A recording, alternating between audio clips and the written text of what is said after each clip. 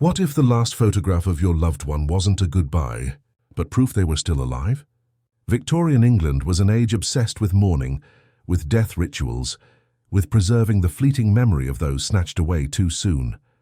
Mourning clothes, black veils, and funeral customs weren't only fashion, they were survival, a way to make sense of relentless loss in an era where disease, accident, and sudden death stalked every household. Families clutched at relics of memory, a lock of hair braided into jewelry, a pressed flower from a funeral wreath, a handwritten verse, and increasingly a photograph. This practice bore a name, memento mori, remember that you must die.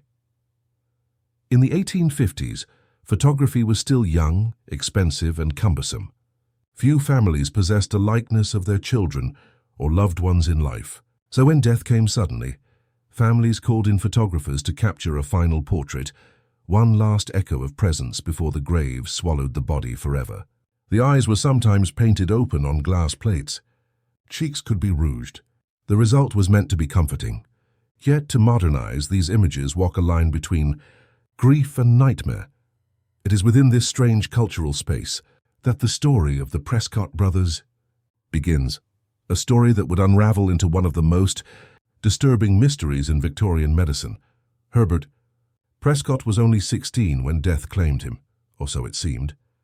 Yet in those brief years, he had already carried a burden far beyond his age.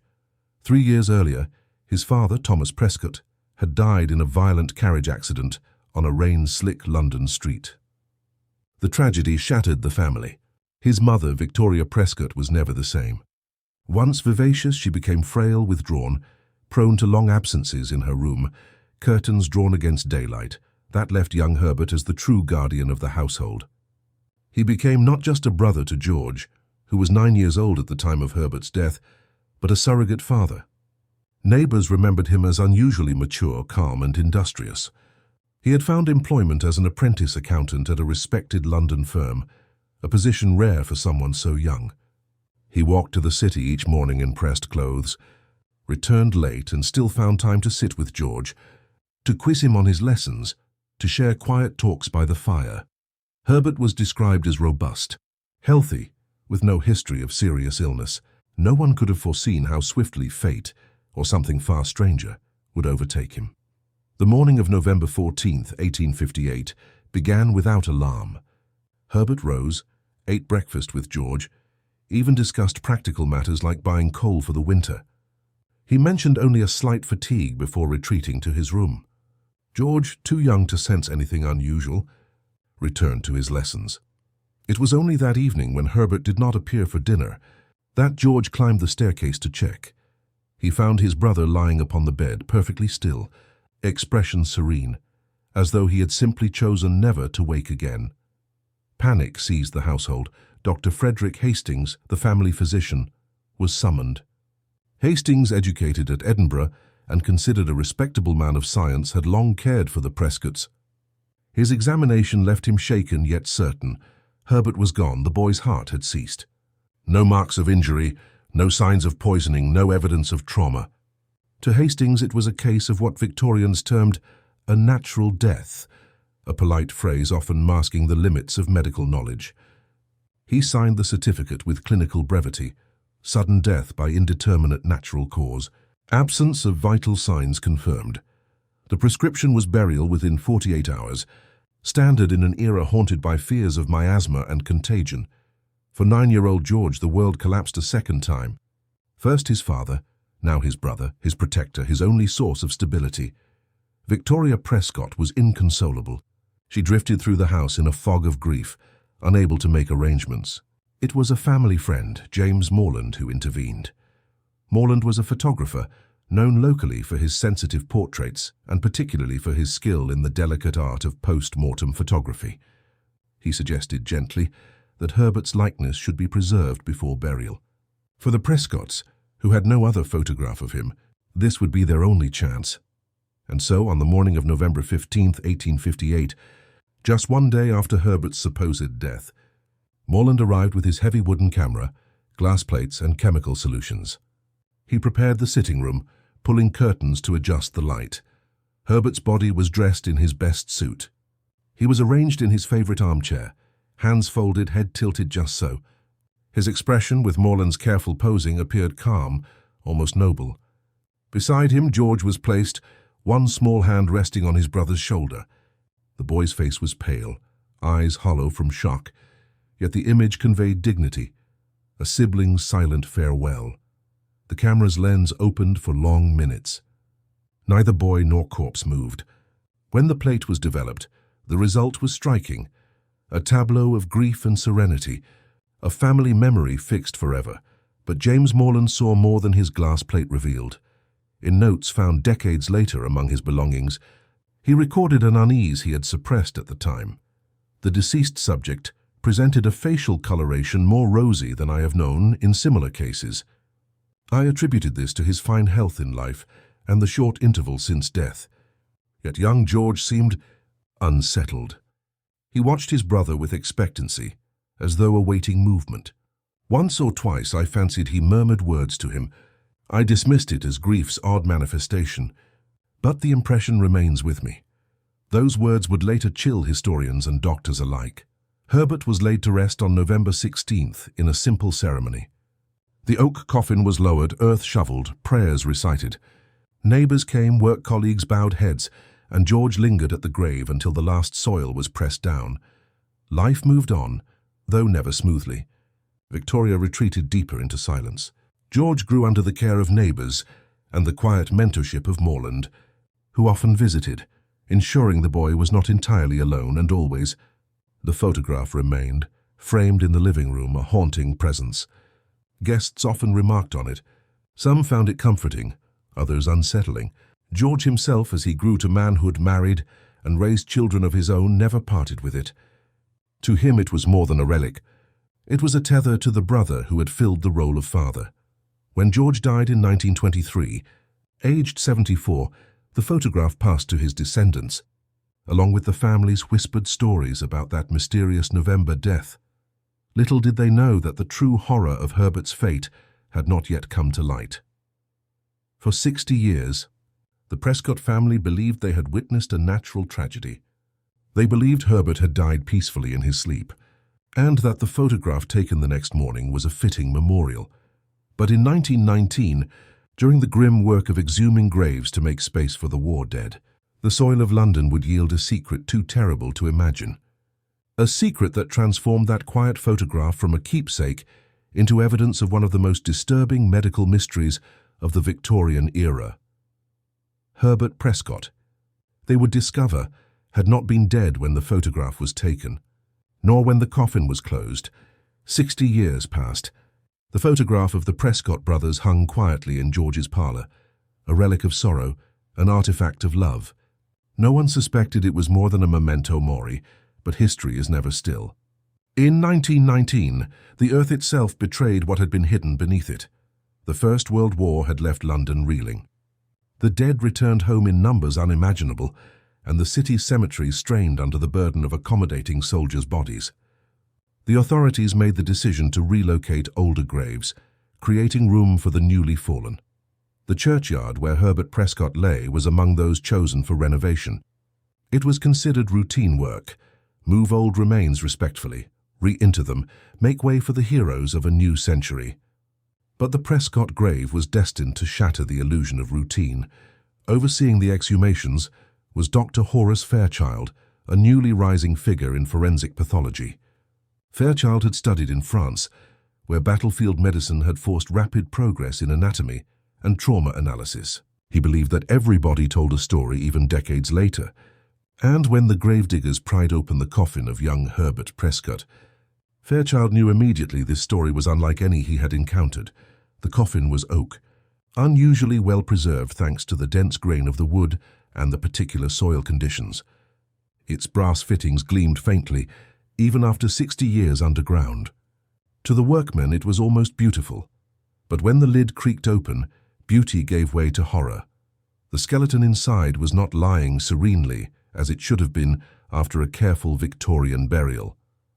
The bones were twisted, arms stretched upward, hands clawing at the lid. The remains of the clothing were scattered, shredded not by time but by violent motion, and the lid itself bore marks that froze every man who looked. Deep scratches, etched by fingernails, frantic and jagged. Dr. Fairchild examined the phalanges, the bones of the fingers.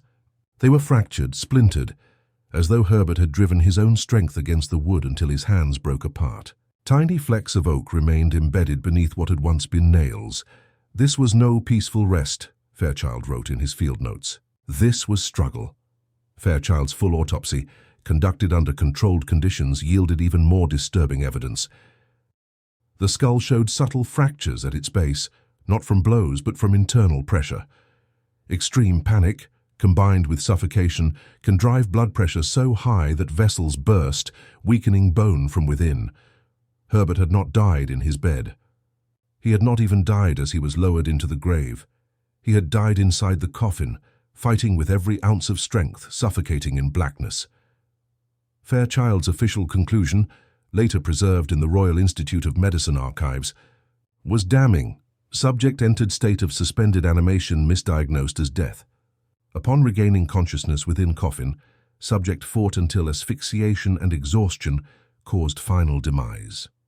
In plainer words, Herbert Prescott had been buried alive.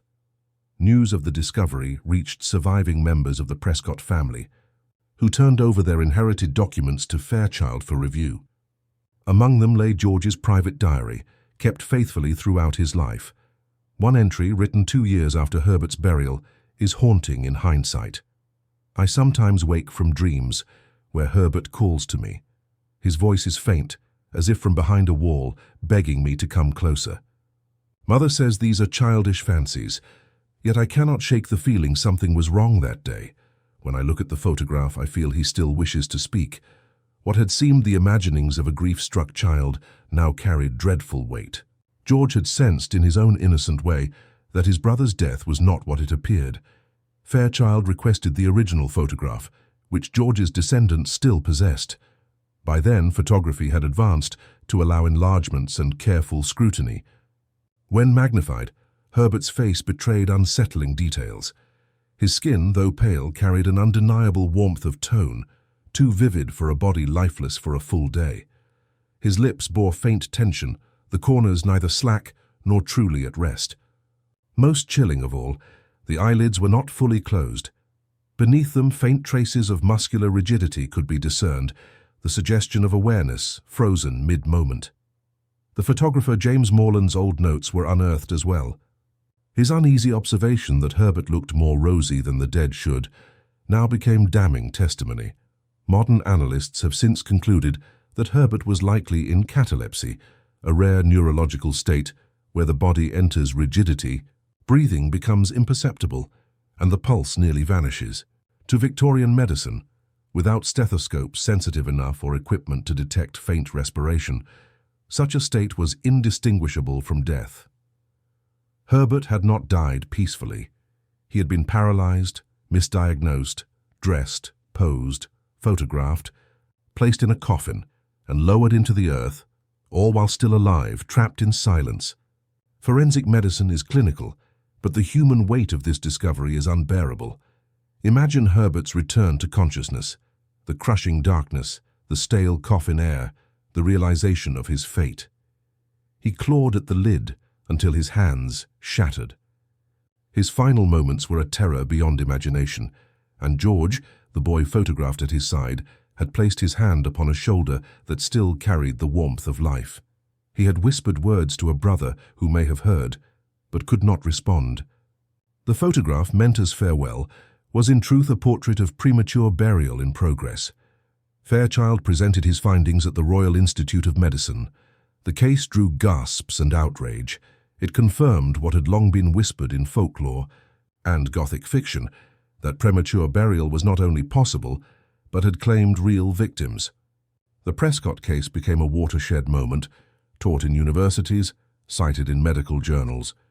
Physicians began pushing for stricter standards before declaring death: extended observation, mirror tests for breath, pulse checks at multiple points, and eventually the use of stethoscopes refined to detect faint heart sounds.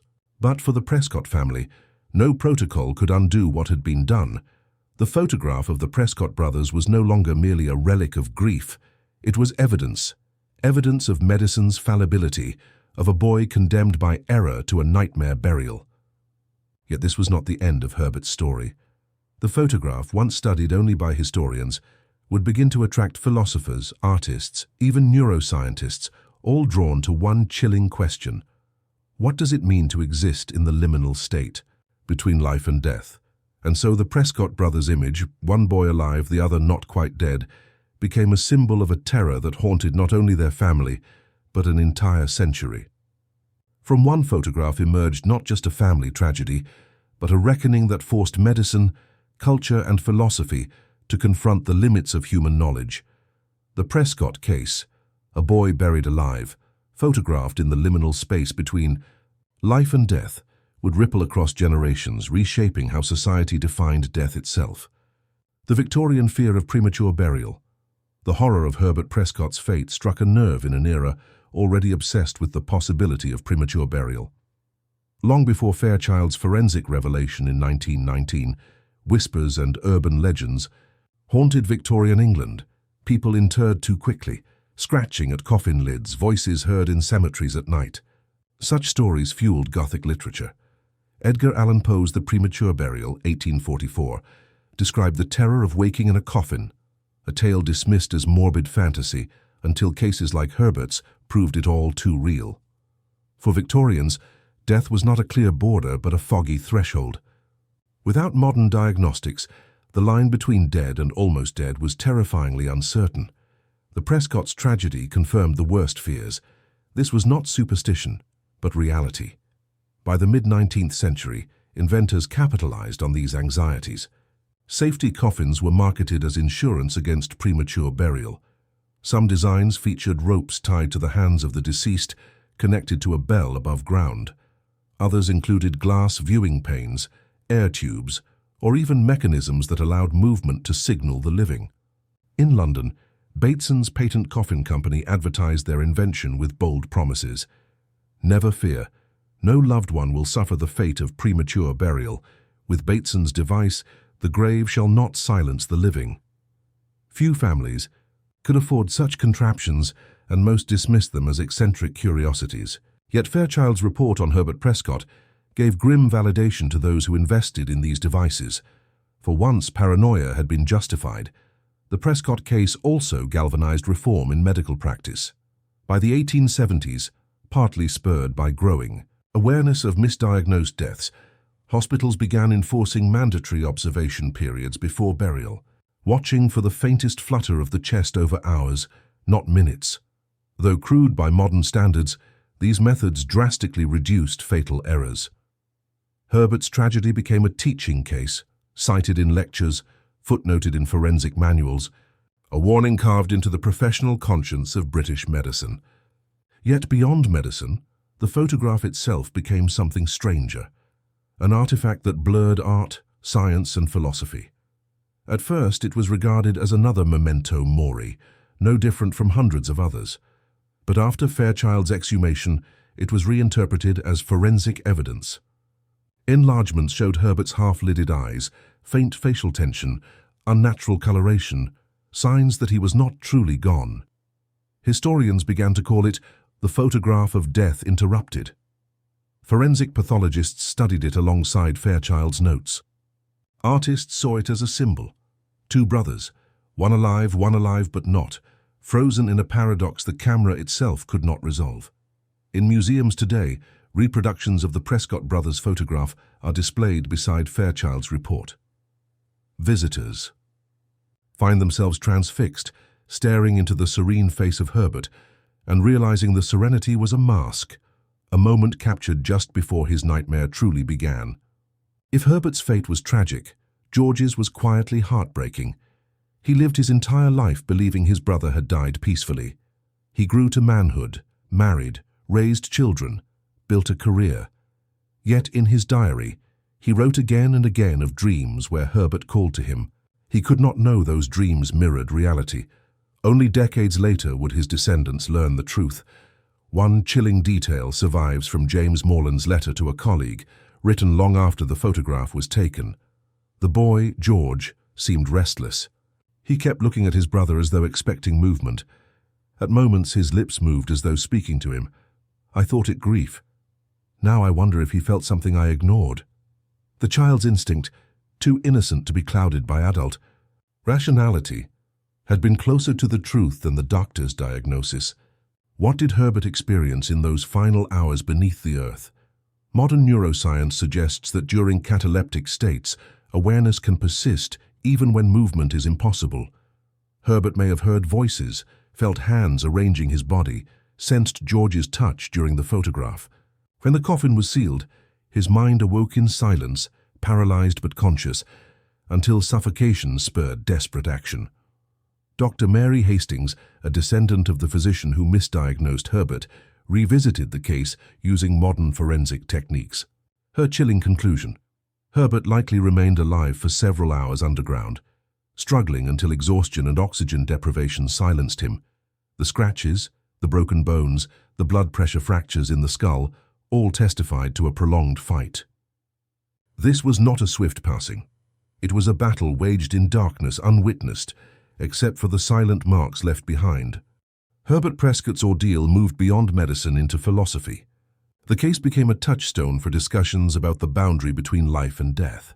What does it mean to be dead, if one can appear lifeless yet remain conscious? Some scholars linked the case to modern studies of near-death experiences. Reports of awareness during cardiac arrest, moments of lucidity in comas, the persistence of consciousness beyond measurable signs. Herbert's story, though grim, became a human example of consciousness enduring in the liminal space between existence and oblivion. Artists, too, found inspiration. Poets wrote verses about the boy who dreamed in the grave. Playwrights staged dramas of mistaken death. The photograph itself appeared in exhibitions of Victorian Gothic art, juxtaposed against Poe's tales of premature burial. Herbert's tragedy transcended his own life, becoming a symbol of humanity's fragile grasp on the border of death. The Prescott brothers' photograph remains unsettling to this day. On the surface, it is a tableau of mourning, a child beside his dead brother. But when we know the truth, every detail shifts. The rosiness of Herbert's cheeks, the tension in his lips, the half-closed eyes. What once looked peaceful now appears sinister, a mask concealing desperate silence. Every time we gaze upon it, we are confronted with the reality that death, once thought so final, was in fact uncertain, a line blurred by ignorance, crossed prematurely by a boy whose life might have been saved with better tools, better knowledge, medical reform, stricter protocols for confirming death, leading to fewer cases of premature burial. Cultural anxiety, a Victorian fixation with bells, tubes, and safety coffins, and proof that terror could drive invention, philosophical resonance, and an image that still challenges us to ask, what does it mean to live, to die, to hover in between? Herbert Prescott never chose to become a symbol. He was a boy of 16, responsible beyond his years, who wanted only to care for his family. Yet by dying, or rather by being buried alive, he became part of a story that reshaped medicine and haunted the cultural imagination. Today, when we study the Prescott brothers' photograph, we see not only Victorian mourning, but a human tragedy that warns us against certainty. Herbert's fate reminds us that knowledge evolves slowly, often at terrible cost. George's hand on his brother's shoulder was not just farewell. It was the last touch between life and life. One boy alive, the other alive but silenced. Both bound forever in a single haunting image. The cruel irony is that had Herbert lived in another century, he might have survived. Modern equipment would have detected his shallow breath, his faint pulse. He would have been treated, awakened, saved. Instead, his death became a testament to the fallibility of his era. And so the photograph lingers, not only as memory but as evidence, as warning, as symbol. A reminder that the line between life and death is not as sharp as we believe, and that history's coffins may hold more stories than silence.